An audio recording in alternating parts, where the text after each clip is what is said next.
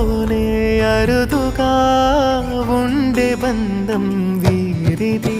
ఈ తమ్ముడే తన అక్క కమ్మై లాలించే లాలించే, అక్కకే తను కన్న తండ్రై పాలించే పాలించే.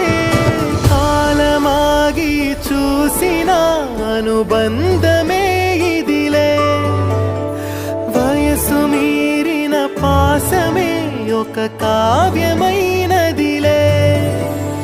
రేపలా